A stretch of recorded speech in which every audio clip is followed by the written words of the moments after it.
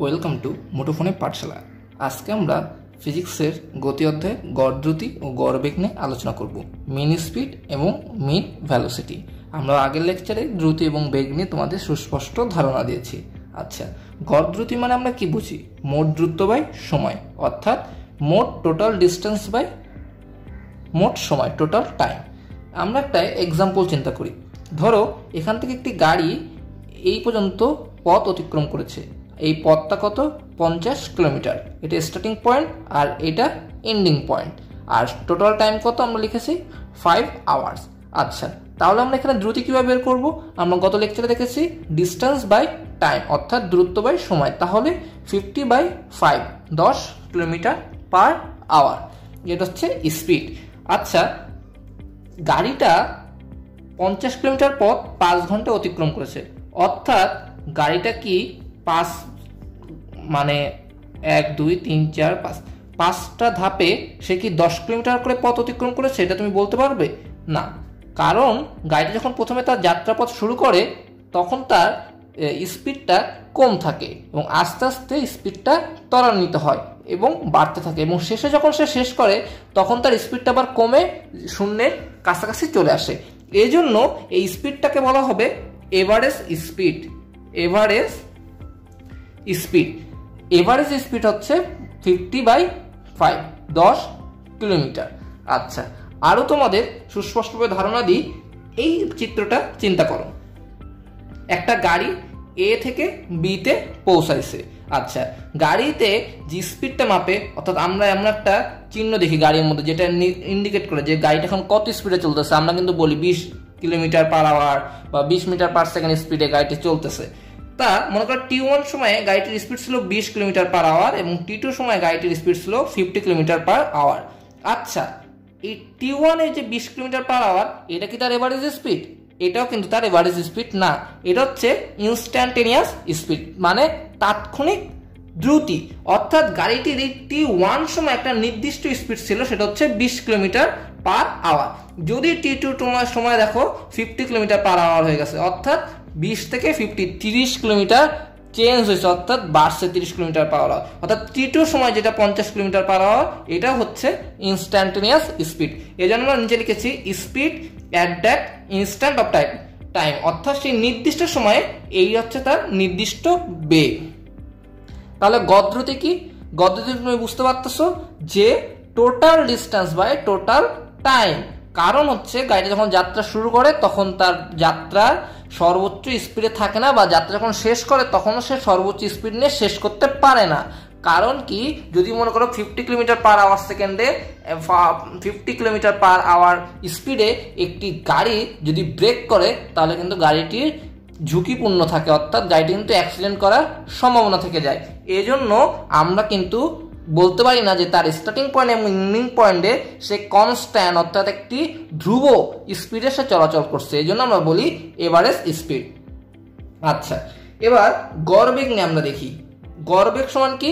মোট সরণ বাই মোট সময়, অর্থাৎ গড় বেগে কি? মোট সরণ বাই মোট সময়। আমরা দেখো এই পাশে লিখেছি speed plus direction is equal to velocity. Velocity কি কোয়ান্টিটি? Vector quantity.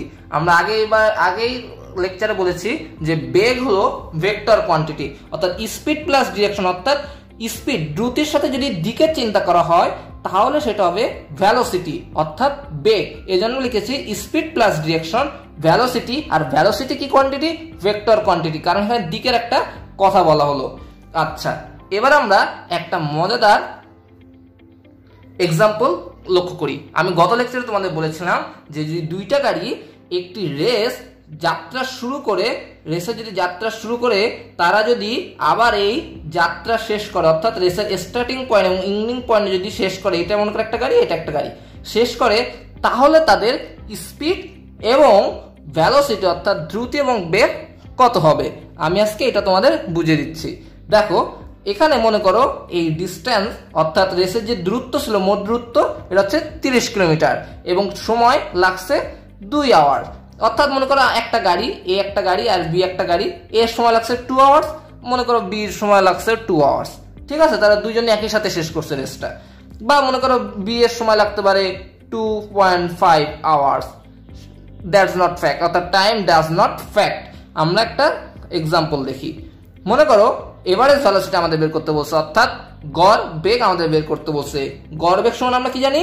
মোট সরণ বাই মোট সময়, অর্থাৎ গড় বেগ সমান হবে ডিসপ্লেসমেন্ট বাই টাইম, অর্থাৎ 0/2। কেন 0/2? কারণ তারা এখান থেকে যাত্রা শুরু করে আবার এখানে এসে শেষ করেছে, অর্থাৎ তাদের যে সরণের যে মধ্যে পার্থক্য নেই। আমরা কিন্তু গত লেকচারে দেখেছি, আগের লেকচারে দূরত্ব আর সরণের লেকচারে আমরা দেখেছি যে সরণ হলো আদি থেকে শেষ অবস্থানের মধ্যে ন্যূনতম পার্থক্য বা নির্দিষ্ট দিকে তাদের ন্যূনতম দূরত্ব, অর্থাৎ আদি এবং শেষ অবস্থানের মধ্যে যে পার্থক্য সেটাই হচ্ছে সরণ। কিন্তু এখানে দেখো কোনো পার্থক্য নেই, তারা এখান থেকে যাত্রা শুরু করেছে আবার এখানে এসে শেষ করেছে। তাহলে কি এদের মধ্যে সরণ কত? ডিসপ্লেসমেন্ট হচ্ছে 0 আর টোটাল টাইম কত? 2। তাহলে কি দাঁড়ায়?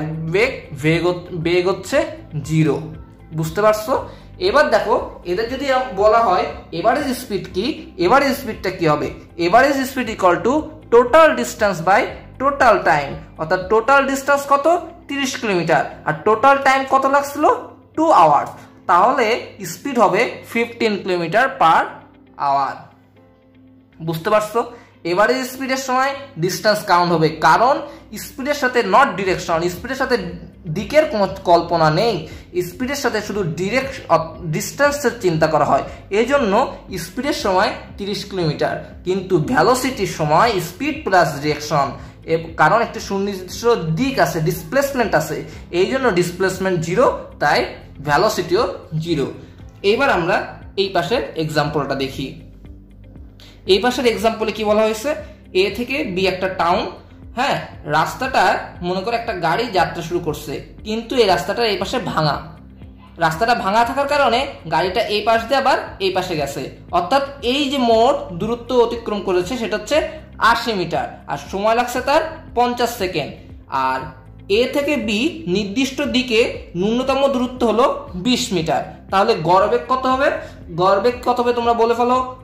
মোট সরণ বাই মোট সময়। আশা করি তোমরা এটা বলতে পারবে। মোট সরণ কত? 80 মিটার না, মোট সরণ হলো 20 মিটার। তাহলে 20 মিটার বাই 50 সেকেন্ড, এটা হচ্ছে গড় বেগ। তোমরা ক্যালকুলেশন করে বের করতে পারবা। 20 মিটার বাই 50 সেকেন্ড ভাগ দিলে বের হয়ে যাবে। আর গড় দ্রুতি কি? মোট দূরত্ব, এই যে সেই দূরত্বটা অতিক্রম করেছে, এই মোট দূরত্ব বাই মোট সময়। 80 মিটার বাট ভাগ 50 সেকেন্ড, এটা হলো গড় দ্রুতি, আর এটা হলো গড় বেগের মধ্যে পার্থক্য। আশা করি তোমরা এখন সুস্পষ্ট ধারণা পেলে গড় দ্রুতি আর গড় বেগ কি। মুঠোফোন পাঠশালার সাথেই থাকো। ধন্যবাদ।